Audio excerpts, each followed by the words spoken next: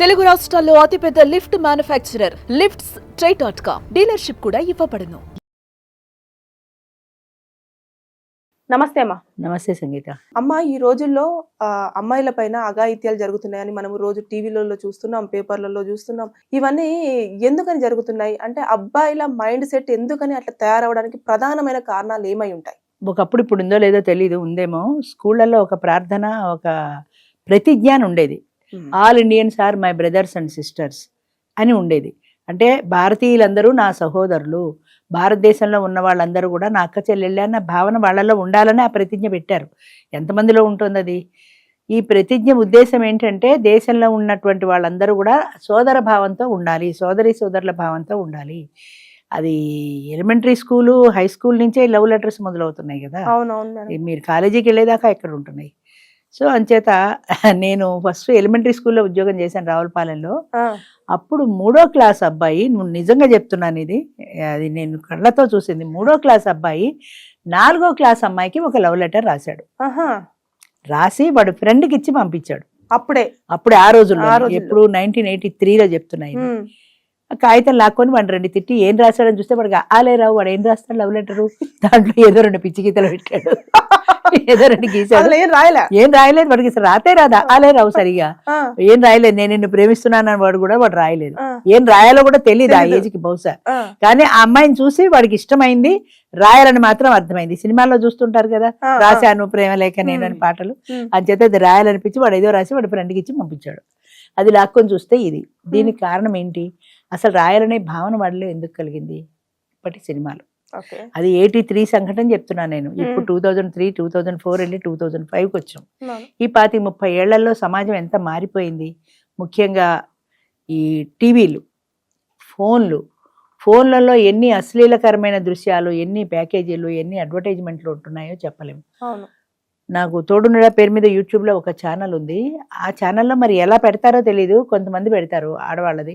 నా వయసు 45, నన్ను సంతృప్తి పరిచే మగాడు కావాలి. రియల్లీ ఈసారి వస్తే నేను పంపిస్తాను. చూసావా అలాంటివి ఎప్పుడైనా? చూసానమ్మా. అదే ఎలా వస్తున్నాయి అసలు? అమ్మాయి ఫోటో ఉంటుంది, మనిషి ఉంటుంది, వీళ్ళెవరు ప్రాస్టిట్యూట్సా, ఫ్యామిలీ వాళ్ళ, అసలు ఎలా వస్తున్నాయి అవి?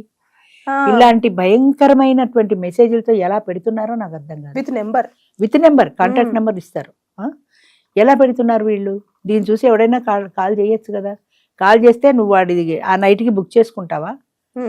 అదే అర్థం కాదు నాకు ఇప్పటికీ. అది మా దాంట్లో ఎలా వస్తున్నాయి, అది ఇప్పటికీ అర్థం కాని ప్రశ్న అది. సరే, అలాగా ఈ ఫోన్లలో కానీ సినిమాల్లో కానీ రేప్ సీన్ని చూపిస్తారు. సినిమాలో ఎంత క్లియర్గా చూపిస్తారు. అంతకు మించి ఈ యాప్స్లో సినిమాలు వస్తాయి కదా, నెట్ఫ్లిక్స్ వాటిలో మొత్తం అంతా చూపిస్తారు. దాదాపు మొత్తం అంతా చూపిస్తారు. అలాంటివి చూసినప్పుడు సహజంగా వయసులో ఉన్న పిల్లలు ఏమవుతారు? టెంప్ట్ అవుతారు కదా. వాళ్ళని మనం ఎటువైపుకి తీసుకెళ్తున్నాం అంటే వాళ్ళ ధోరణి మారుస్తున్నాం కదా. వాడు ఏదో పుస్తకం చదువుకుందామన్న వాడు ఇది చూస్తే వాడి ఫ్రెండ్ చూసినా వీడికి పంపిస్తాడు, ఒరే ఇది చూడరా బాగుంది అని. వీడు వెంటనే చూస్తాడు. అంచేత దీనికి సగం కారణం ఈ అశ్లీలకరమైనటువంటి దృశ్యాలు ఈ యాప్ల్లో కానీ, ఫోన్లో కానీ, సినిమాల్లో కానీ చూపించడం. ముద్దు సీన్కి అసలు అడ్డమే లేదు సినిమాల్లో కూడా. పూర్వం ఎలా చూపించారు తెలిసిన అంటే 70-80 ఏళ్ల కిందట 2 పువ్వులు ఇలా అనుకుంటాయి. లేదా వాళ్ళిద్దరు చెట్టుచాటుకి వెళ్తారు. చెట్టుచాటుని ఏం జరిగిందో మనకి తెలియదు. మూతి తుడుచుకుంటూ సిగ్గుపడుతూ హీరోయిన్ బయటకు వస్తుంది. అంతే, ఇది వరకు అంతకంటే లేదు. మనం ఊహించుకోవాల్సిందే. ఇప్పుడు అది పోయి మొత్తం జురుకోవడం చూపిస్తుంటే ఇవన్నీ చూసిన యంగ్స్టర్స్ అంటే అప్పుడే టీనేజ్లోకి వస్తున్న పిల్లల భావాలు ఎలా ఉంటాయి? అది ఎటు కాని వయసులో ఉంటారు వాళ్ళు. వాళ్ళని అట్రాక్ట్ చేస్తాయి సహజంగా. అన్నిటికీ మించి ఫేస్బుక్లు, ఇంకా ఇన్స్టాగ్రామ్లు, ఇవి ఎన్ని పేపర్లో చూసానో. ఫేస్బుక్లో పరిచయం అయింది. మా డ్రైవర్ కూడా ఉండేవాడు. ఫేస్బుక్లో పరిచయం అవుతుంది ఆ పిల్ల. ఎవరో మంచి చెడ్డ ఏమీ తెలియదు. ఫేస్బుక్లో మాట్లాడుకుంటారు, చాటింగ్ చేసుకుంటారు, ఫోన్లో పర్సనల్ నెంబర్ తీసుకుంటారు, వాళ్ళిద్దరూ పెళ్లి చేసుకుంటారు. ఫేస్బుక్ పరిచయంతో అక్కడితోటే ఆ అమ్మాయిని చూసే పెళ్లి చేసుకుంటాడు. అమ్మాయి ఫ్యామిలీతో వీటికి సంబంధం లేదు, దానికి వీటితో సంబంధం లేదు. పెళ్ళైన దగ్గర నుంచి కొట్టుకు చేస్తారు. పడదు కదా, పడదు. అంతే, అక్కడి నుంచి మొదలు. మరి ఇక్కడ తల్లిదండ్రుల పాత్ర నథింగ్. వాళ్ళకి తెలిసి కొంత తెలియ కొంతమంది చెప్తారు, కొంతమంది అసలు చెప్పరు కూడా. వీళ్ళు వేరే పెళ్లి చేసుకుంటారు, కాపురం పెడతారు, ఆ సంగతే వాళ్ళకి తెలియదు. అలా కొంతమంది ఫేస్బుక్ పరిచయాలు, ఇన్స్టాగ్రామ్ పరిచయాలు. అసలు ఈ దరిద్రపు ఫేస్బుక్ ఎందుకు అనిపిస్తుంది నాకు. ఇందులో అబ్బాయిలు అమ్మాయిలు తప్ప నా వయసు వాళ్ళు ఎంతమంది ఉన్నారు చెప్పు? అందులో ఉండరు.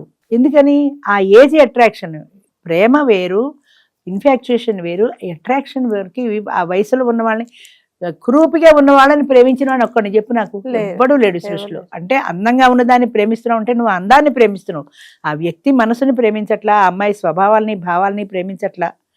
అందం ఒకటే నీకు ముఖ్యం అంతే. అందాన్ని చూసి ప్రేమిస్తారు, పడిపోతారు ఇందులో. ఇంకా అక్కడి నుంచి ఎవరి దారి వాళ్ళదే, మళ్ళీ కొట్టుకుంటారు, విడిపోతారు. ఎందుకు ఈ ప్రేమలో అంటే బాగుంది, అప్పట్లో వాళ్ళకి అదే ప్రపంచం. అంటే మరి ఇప్పుడు ఎలాంటి పాయింట్స్ చెప్పాలంటారు ఇప్పుడు ఉన్న పిల్లలకి పాఠ్యాంశాలు? స్కూల్లో టీచర్ పాఠం చెప్పేటప్పుడు, ఇప్పుడు శివాజీ కథ ఉంది, శివాజీ కథలో మనం విన్నాం, ఆవిడ భారత భాగవతాలు రామాయణాలు అందులో ఉండే వీరుల కథలు చెప్పి శివాజీని వీరుడిగా తీర్చిదిద్దింది అని.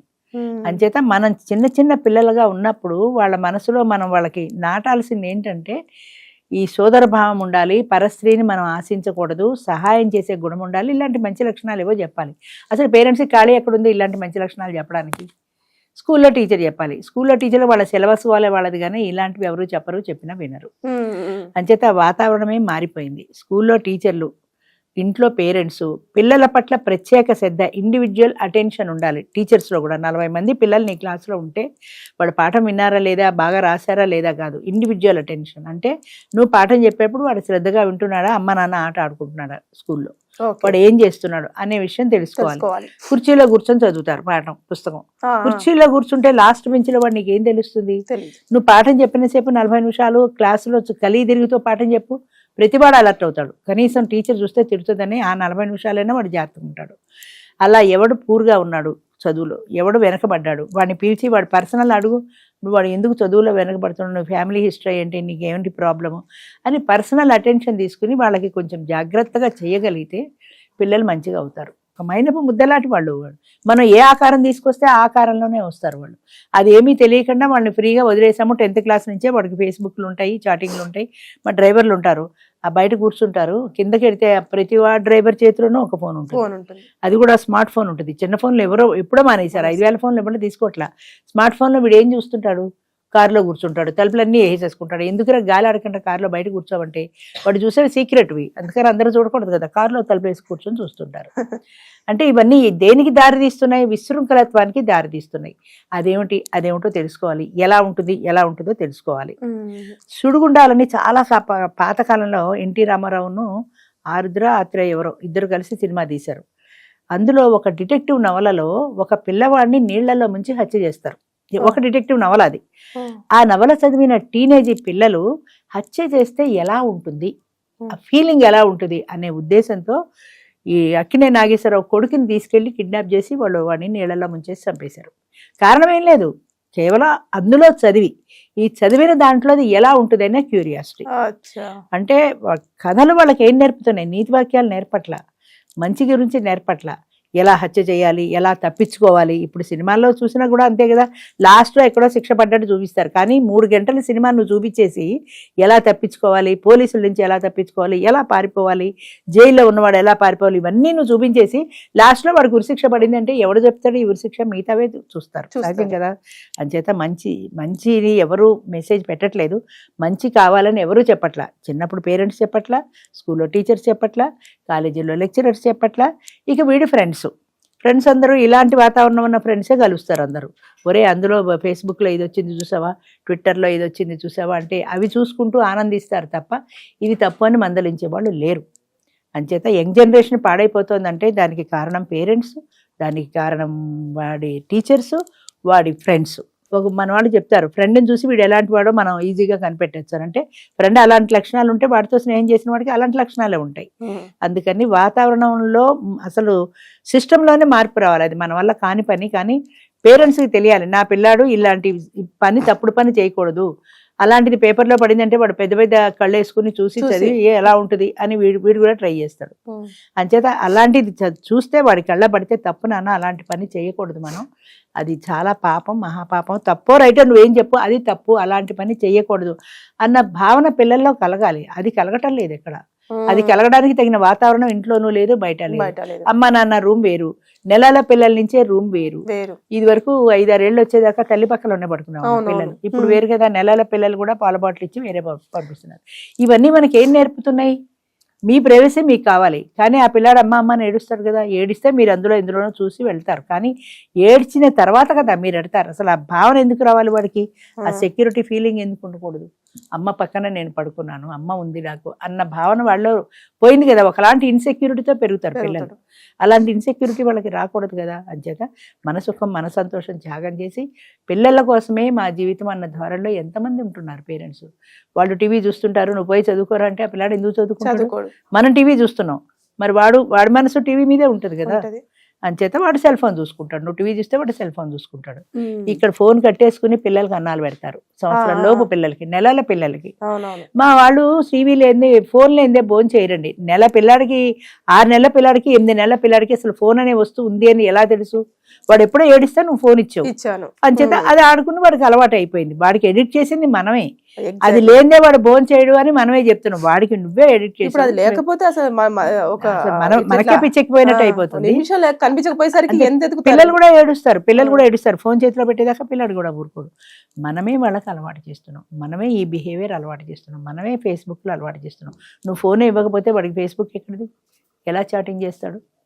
అంచేత ఇవన్నీ కావాలి అంటే మగపిల్లలు ముందు, ఆడపిల్లలు రేపులు అవి ఇవి అంటున్నారు కానీ అంతకు మించి మగపిల్లవాడికి ఎక్కువ క్రమశిక్షణ కావాలి. పరాయి ఆడదాన్ని చూసి టెంప్ట్ అయ్యే ఫీలింగ్ మగవాడికి ఉండకూడదు. ఆడదాన్ని చూడగానే వీడికి ఇదే భావన రాకూడదు. ఎంతసేపటికి వాడి మైండ్లో ఇదొకటే భావన. ఈ భావన కాక వేరే భావన రాదు. ఆల్ ఇండియన్స్ అని మా బ్రదర్స్ అండ్ సిస్టర్స్ అన్నమాట వాడికి గుర్తు రాదు. అంచేత ఇది గుర్తు రావాలి తప్ప ఈ భావన గుర్తు రాకూడదు. ఇది ఒక ఆడది, దీన్ని నేను ఉపయోగించుకోవచ్చు. ఒక సెంటెన్స్ కూడా అంటారు కదా మేడం అందులో, all Indians are my brothers and sister except one person. అదే ఎక్సెప్ట్ హండ్రెడ్స్ థౌజండ్స్. ఇప్పుడు ప్రతి ఆడది వాడికి అవకాశమే. ఎక్సెప్ట్ 1 అన్న క్వశ్చనే లేదు ఇప్పుడు. ఆడది అంటే చాలు.